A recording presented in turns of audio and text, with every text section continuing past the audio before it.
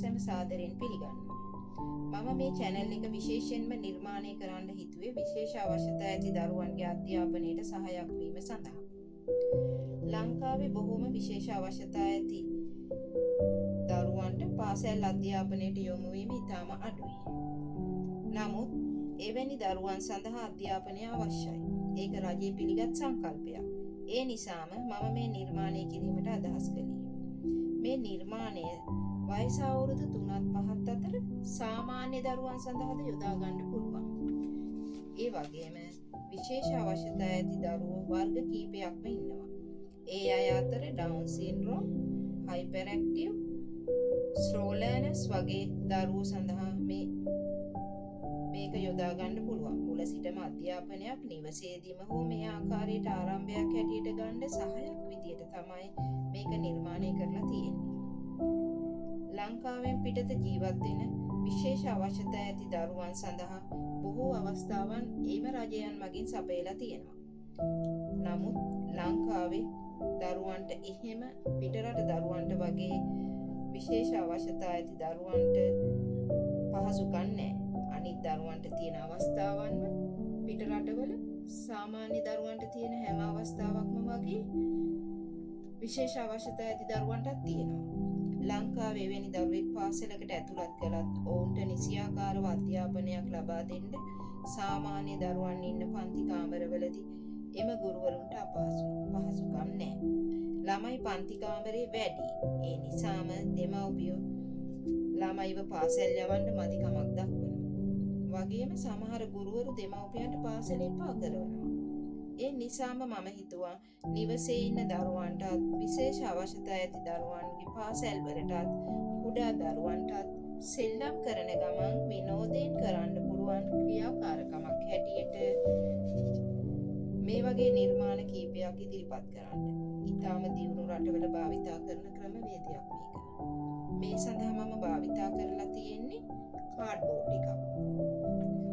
මේ කාඩ්බෝඩ් පෙට්ටියක්, ඒ වගේම රෝලක්, පාට කඩදාසි, යෝගට් කෝප්ප හරි වෙන මොනවා හරි ඒ වගේ අවශ්‍ය වෙන මාගරින් කප් එකක් වගේ එකක් මේකට භාවිතා කරන්නත් පුළුවන්.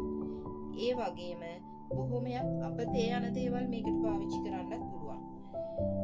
මොකද මේ මම භාවිතා කරලා තියෙන්නේ බෝතල් මූඩි, ඒ වගේම මේවා ඩිස්, ඊට අමතරව විවිධ ඇට වර්ග, ඒ වගේ දේවලුත් මේ සඳහා භාවිතා කරන්න පුළුවන්. මම මේකෙන් අදහස් කරන්නේ ළමයින්ට ගණන් කරන්න කොහොමද උගන්වන්නේ කියලා. මොකද ළමයින්ට 1 ඉඳලා 10ට ගණන් කරන්න තමයි මම පළමුවෙනින්ම මේකෙන් උත්සාහයක් අරන් තියෙන්නේ. මේ ආකාරයට මේ රෝල දිගේ 1යි 2යි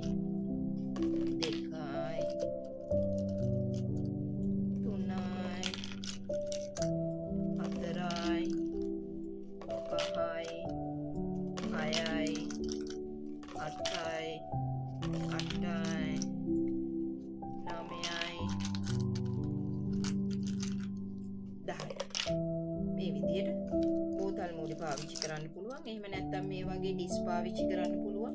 1යි 2යි 3යි 4යි 5යි 6යි 7යි 8යි 9යි 10යි.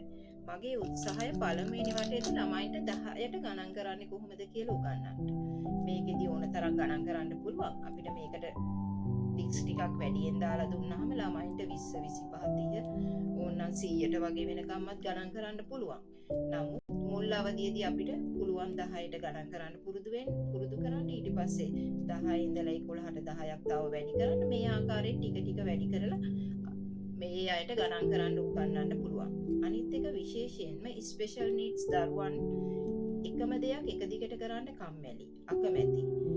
සමහර හයිපරැක්ටිව් දරුවන්ට ඉක්මනින් කරලා වෙන දේවල් කරන්න පුළුවන්. එතකොට අපිට පුළුවන් මේ වගේ එකක් ගෙදරදී හරි පාසලකදී හරි ළමයින්ට මේ වගේ විවිධ දේවල් විවිධ ආකාරයෙන් නිර්මාණ කරලා ඒ අයට මේ ආකාරයෙන් ඉගැන්වීමේ ක්‍රම උගන්වන්න. එතකොට ඒගොල්ලෝ ඉක්මනින් ඒ අධ්‍යාපනයට යොමු වෙනවා. ඒ වගේම මේක මං හදන හැටි ඔයාලට කියලා දෙන්න. මෙන්න මේ වගේ කාඩ්බෝඩ් රෝලක් තමයි මම මේකට යොදාගෙන තියෙන්නේ. ඒ වගේම මේ වගේ කාඩ්බෝඩ් රෝලකුත් පාවිච්චි කරලා තියෙනවා. මේක මම මෙතනින් කපලා තියෙනවා. මේක මේ ආකාරයට මෙන්න මේ ආකාරයට මේක මෙහෙම ජොයින්ට් කරලා සෙලෝ ටේප් එකක් හරි එහෙම නැත්නම් ග්ලූ ගන් එකක් ආධාරයෙන් සෙලෝ ටේප් කරලා මේ විදිහේ ලස්සන පාටක බෝඩ් එකක් අලවන්න පුළුවන්. එහෙම ඇලෙවුවාම මේක ඉතාලම ලස්සනට තියෙනවා.